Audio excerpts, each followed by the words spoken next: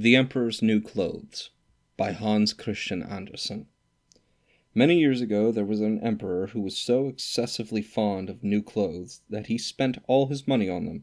He cared nothing about his soldiers, nor for the theater, nor for driving in the woods except for the sake of showing off his new clothes. He had a costume for every hour in the day. Instead of saying, as one does about any other king or emperor, "He is in the council chamber," the people here always said, "The emperor is in his dressing room." Life was very gay in the great town where he lived. Hosts of strangers came to visit it every day, and among them one day were two swindlers. They gave themselves out as weavers, and said that they knew how to weave the most beautiful fabrics imaginable. Not only were the colors and patterns unusually fine, but the clothes that were made of this cloth had the peculiar quality of becoming invisible to every person who was not fit for the office he held, or who was impossibly dull. "Those must be splendid clothes," thought the emperor. "By wearing them I should be able to discover which men in my kingdom are unfitted for their posts. I shall distinguish the wise men from the fools. Yes, I certainly must order some of the stuff to be woven for me." He paid the two swindlers a lot of money in advance, so that they might begin their work at once. They did put up two looms and pretended to weave, but they had nothing whatever upon their shuttles. At the outset they asked for a quantity of the finest silk and the purest gold thread, all of which they put into their own bags, while they worked away at the empty looms far into the night. "I should like to know how those weavers are getting on with their cloth," thought the emperor, but he felt a little queer when he reflected that anyone who was stupid or unfit for his post would not be able to see it. He certainly thought that he need have no fears for himself, but still he thought he would send somebody else first to see how it was getting on.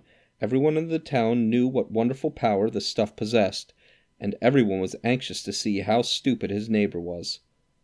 "I will send my faithful old minister to the weavers," thought the emperor. "He will be able to see how the stuff looks, for he is a clever man, and no one fulfills his duties better than he does." So the good old minister went into the room where the two swindlers sat working at the empty loom. "Heaven help us," thought the old minister, opening his eyes very wide. "Why, I can't see a thing." But he took care not to say so.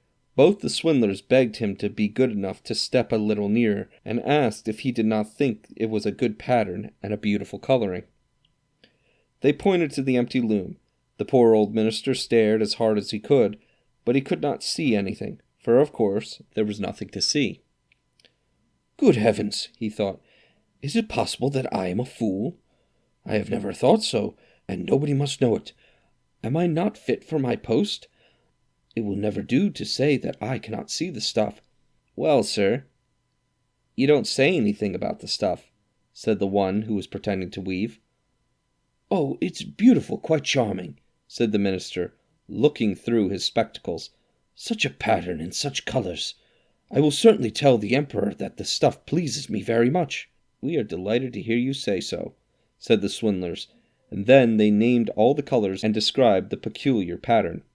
The old minister paid great attention to what they said, so as to be able to repeat it when he got home to the emperor.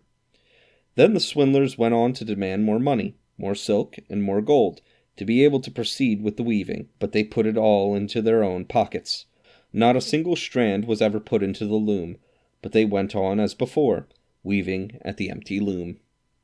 The emperor soon sent another faithful official to see how the stuff was getting on, and if it would soon be ready.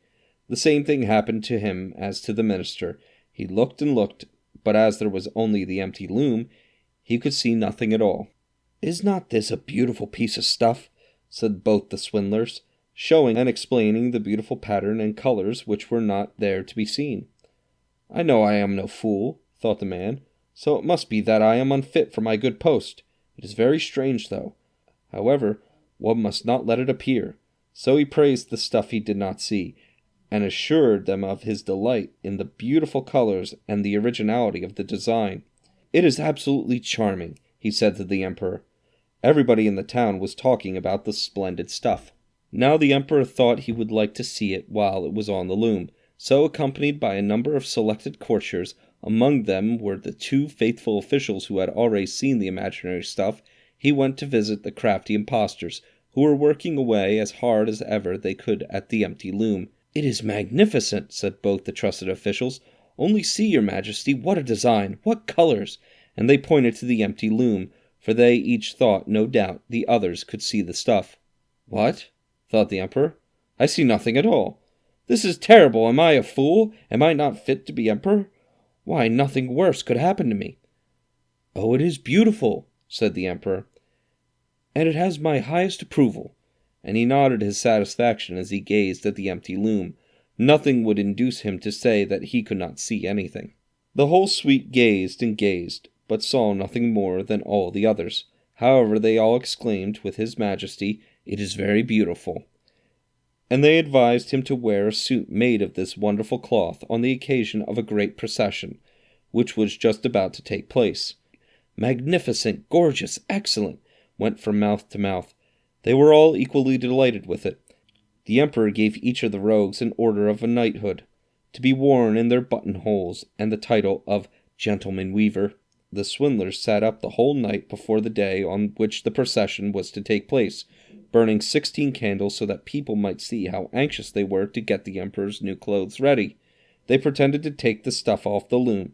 They cut it out in the air with a huge pair of scissors, and they stitched away with needles without any thread in them. At last they said, "Now the Emperor's new clothes are ready." The Emperor, with his grandest courtiers, went to them himself, and both swindlers raised one arm in the air as if they were holding something. They said, "See, these are the trousers, this is the coat, here is the mantle," and so on. It is as light as a spider's web. One might think one had nothing on, but that is the very beauty of it. "Yes," said all the courtiers, but they could not see anything, for there was nothing to see. "Will your Imperial Majesty be graciously pleased to take off your clothes?" said the impostors. "Then we may put on the new ones, right here before the great mirror." The Emperor took off all his clothes, and the impostors pretended to give him one article of dress after the other of the new ones which they had pretended to make. They pretended to fasten something around his waist and to tie on something. This was the train, and the Emperor turned round and round in front of the mirror.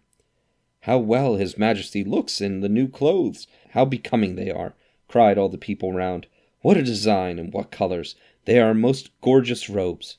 "The canopy is waiting outside, which is to be carried over your Majesty in the procession," said the master of the ceremonies. "Well, I am quite ready," said the Emperor.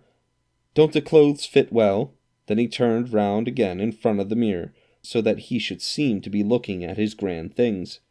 The chamberlains who were to carry the train stooped and pretended to lift it from the ground with both hands, and they walked along with their hands in the air. They dared not let it appear that they could not see anything. Thus the Emperor walked along in the procession under the gorgeous canopy, and everybody in the streets and at the windows exclaimed, "How beautiful the Emperor's new clothes are! What a splendid train! And they fit to perfection!" Nobody would let it appear that he could see nothing, for then he would not be fit for his post, or else he was a fool. None of the Emperor's clothes had been so successful. "But he's got nothing on," said a little child. "Oh, listen to the innocent," said its father, and one person whispered to the other what the child had said. "He has nothing on. A child says he has nothing on." "But he has nothing on," at last cried all the people. The Emperor writhed, for he knew it was true, but he thought the procession must go on, so he held himself stiffer than ever, and the chamberlains held up the invisible train.